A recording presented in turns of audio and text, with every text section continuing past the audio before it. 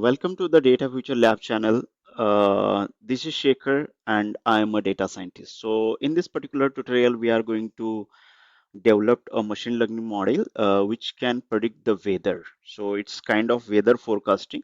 So already I have created one video on the weather forecasting model, but some of the viewers asked me to create the predictive system using this. So yes, this is the second part.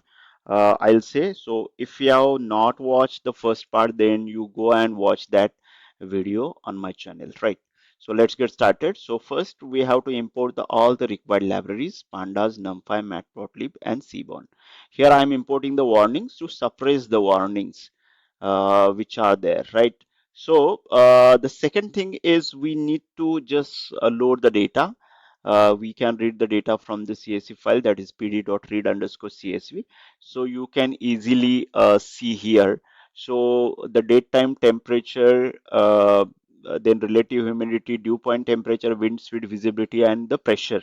Based on that, we can predict the weather. So our label is the weather. So this is our target one. But the main thing is that if you see the data analysis, these are the number of rows and columns.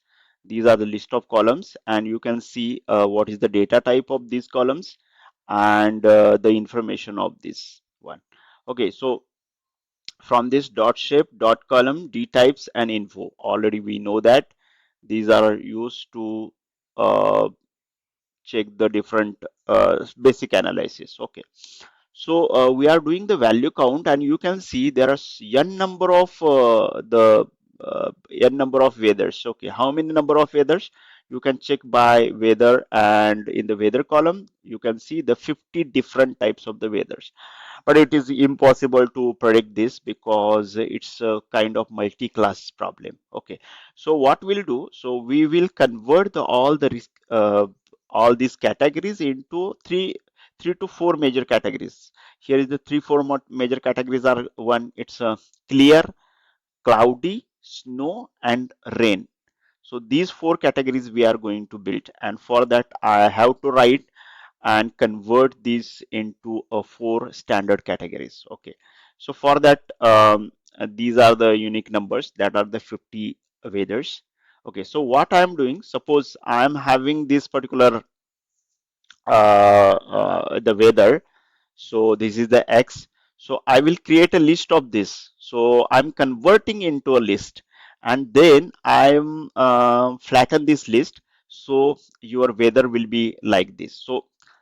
Uh, so I want to extract the key weather, means whether it is rain or fog, or it's a clear day or it's a cloudy day. Okay, these are the four weathers I'm going to create.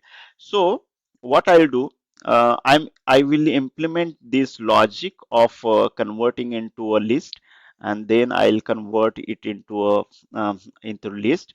And if the in the particular the list, if there is a rain or the fog, then it will be a rain plus fog. If it is rain and snow, then it's a snow plus rain. If there is a snow only, then we can say it's a snow. If it is rain, then it will return the rain. A fog, then it will be a fog. Clear, then it will be a clear. And cloudy, it will be written cloudy. Else it will return rain, right? So this function I have written here, and I am going to apply this. For this, it will create the list and get the weather. So you can see rain plus fog I am getting. Okay, and I am applying the same to the whole data frame and creating a new column, that is the standard weather. Okay, so now you can see this data. Here we are getting the standard weather. Now you can check the value count of the standard weather. Still there are these two extra one. So basically what we'll create, so we are converting this snow and fog into this snow and fog. Okay, so we'll convert this into a four weathers basically. First one is the cloudy, we will select clear, then rain and snow. Okay, so here I'm creating a data frame of cloudy, and considering 600 samples, because you can see there is an imbalanced data. Okay, so it's a rain, right? So rain is 603. So here the standard weather is clear. I'm considering the 600 samples, random samples from this, and I'm creating a cloudy DF and the clear DF. Then I'm creating a rain DF. So whenever there is a rain, okay, so it will create, and next one is the snow. I will select this 556. So you can see that now our this rain DF and the snow DF is created. Now I will select only the mm, first four weathers, and out of that I'm selecting 600, 600, then 600 and 0, 600, and 3 and the 556, this, and I'm creating the consolidated data frame of this, and now this data frame of four weathers is created. Now you can see the shape of this. The shape is 230 2359 rows and 9 columns. Okay, so and finally you can check the value count of this. Now this data is cliently uh, yes. So this weather is balanced. Weather data is balanced, we can say. Now you can check whether there is any duplicates are present in the data set. Okay. No, I am dropping the date and the weather column from here. Okay, and you can see our final data frame is created here, right? So now from this we will check the duplicates also. There is a no duplicates. We can check the missing values. There is no missing values are present, and we'll check the basic data frame statistics of the all the columns here. Okay, so we will check whether there is any correlation among this one. So from that you are not getting any idea. So yes, there is a 66% correlated, that is relative humidity and the visibility. Here is the temperature, and dew point temperature is highly correlated, that is 93%. So in terms of heat map, we can also visualize this here. So here this dew point temperature and these are highly correlated. Then this minus 0.66 means this relative humidity and the visibility is correlated. Okay, so from this you can see the correlation. So there is a no any significance correlation. So I want to plot the histogram of all and check how data is distributed for the numerical columns. So I'm using this weather df.hist, and you can see the data is this is left skewed, this is right skewed, this is not properly normally distributed, but pressure is quite a normal distributed, right? So you can see there is a, I can extract the numerical columns from here. So simply a numerical columns, you can list down the numerical columns, and you can plot a box plot also, box plot here, right? So by using this, you will see a nice box plot for each weather, and you can see that there is a wind speed and the visibility and the pressure. You can see there is a there are outliers are present in the data, right? The outliers are present in the data, and um yes. So these outliers, you can see it here, but that are not much one. So after that, you can see um, uh, after that you can see the we will convert into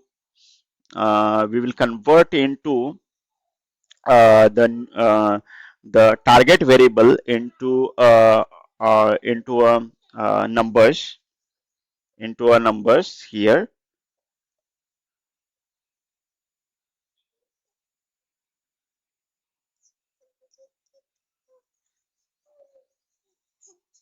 Okay,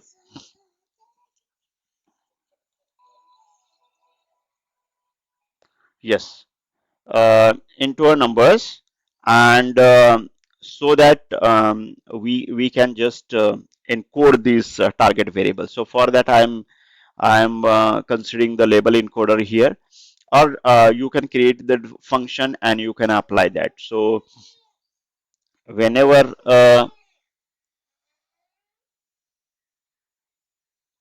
whenever you can see these classes, clear, cloudy, rain, and snow, that will be converted into 0, 1, 2, and 3. So this the encoding is based on the what we can say, it's based on the alphabets. Okay, in the alphabetical order, it has assigned these numbers, right? So you can see that standard weather is now converted into this. Now we will convert into X and Y. So we will drop the standard weather column and it becomes X, that is the independent variable, and our target variable is our standard weather. So yes, now next one is because we know that the all our data is basically having a different scales. So if you can check this data and see how this data is having a different scales. Okay, here. So these temperatures are having different scale and the pressure is having different scale. So you can see we have to bring all the data into similar on the same scale. So for that we are using a min-max scaler or the standard scaler. So I'm using here the standard scaler. So and check after standardization what you will see. So all the data is we have transformed into this. So you can use the fit underscore transform to convert the standardization of the data, right? Now next one is you have to split the data into training and testing, and here I'm using uh, uh, the 20% data is for the 24% data is uh, uh, for training test sorry um, for testing, and 80% data for the training. Here I'm using a random string, and stratify y means I'm taking the target variable y randomly. Okay, so you can see that this is the training data set and this is the testing one. Now next one is the we have to build the model. So here I am considering a 9 models. You can see 1, 2, 3, 4, 5, 6. First one is the logistic regression. Basically, logistic regression is not used for the multi-class classification, but anyway, we will try that also. Then next one is the tree-based algorithm, that is the decision tree algorithm. Then ensemble techniques, we are using a full algorithms like random forest, extract tree classifier, ADA boost, and the gradient boost. These are the ensemble. Ensemble means there is a combined learning. SVC we are importing. Then there is a k nearest neighbors classifier is also there. The neighbors algorithm we are importing, that is the Gaussian neighbors. Okay, now here we are creating the object of each model. So we have to create the object. Now next thing is I'm creating a pipeline. In the pipeline, I'm considering here the list of models, means these objects I'm considering. A feature is X standard and label is Y. I'm using a 5 folds, and what I'm doing here, so I'm running the for loop model in the models in these models. So it will we can extract the model name. Then here we are using a cross val score. Here we have imported the cross val score from the model selection, where we are selecting the arguments like model, features from here, the label from here, scoring is the accuracy, and CV is 5. Okay, so it will calculate the 5 accuracies because we have considered the 5 folds. So it will take the mean of these 5 accuracies. Okay, because it will give the list, then you can calculate the mean, multiply by the 100, so it will give the percentage, and then that we are appending into this empty list, and the model name is also we are appending into a model name, right, list. And finally I'm creating the data frame of the model and its accuracy, cross val accuracy. When you run this, you will see Um, we have created 9 models. So for each model, it will calculate the 5 accuracies. It will take the mean. So it will basically do carry out the 45 iterations mostly, and you are getting the mean accuracy for each model, 9 models, right? So you will get the data frame here itself, so you can see. So it will take certain time, yes. Now you can see that this is the the way where you get the model and this. So you can sort this also, sort values. You can do the sort values. um, Okay, so you can do it in the next one because it will take a lot of time. So instead of that, sort values you can do, and by which column we have to sort? By the cross val accuracy. Okay, cross val accuracy, you have to sort this one. Okay, now you can see, but we want the ascending is false actually, because we want from descending order. So the random forest is the best model we are getting with the cross val score. So yes, we can evaluate the random forest model with the other evaluation matrix also. So accuracy score, classification report, and the confusion matrix. So I'm fitting it to the X train, Y train, and Y predicted by this RF model, and then I'm printing the classification report. So you can see that this 67% accuracy. You can see the precision is also there. Okay, then you can plot the confusion matrix by using a heat map. So here there are so many misclassifications you can observe here in this category. So most of the misclassification you can observe from 1 and 0. Okay, 1 and 0, right? So yes, now we will do the hyperparameter tuning by considering these parameters of the random forest algorithm. Here I'm fitting it this grid search CV to this, so each and every case it will find the best parameter, and find out the uh, best parameters and the mm, uh, best model. Okay, so it will take certain time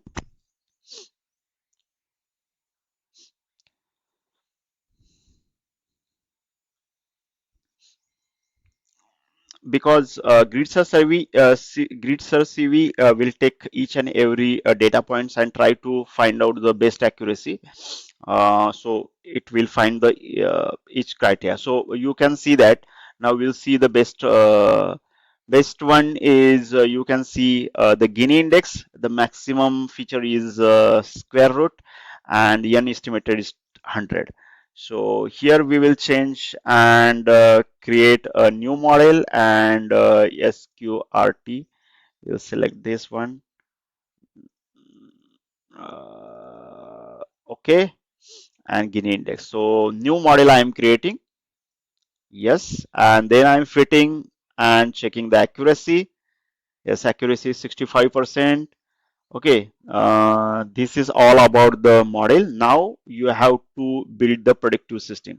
So in the predictive system, what you have to do, you just have to give the input of these all the variables: temperature, dew point temperature, relative humidity, wind speed, visibility, and the pressure. And then you can do that. So what I'm doing, so I'm putting one by one. So I'll put 13.3. Then second one is temperature is 7.5. Then relative humidity is 60%. Then wind speed is 25 kilometers per hour.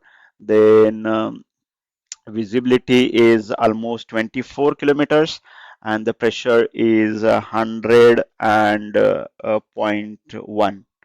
Okay, so this data is stored in the list format. Then you have to scale this data.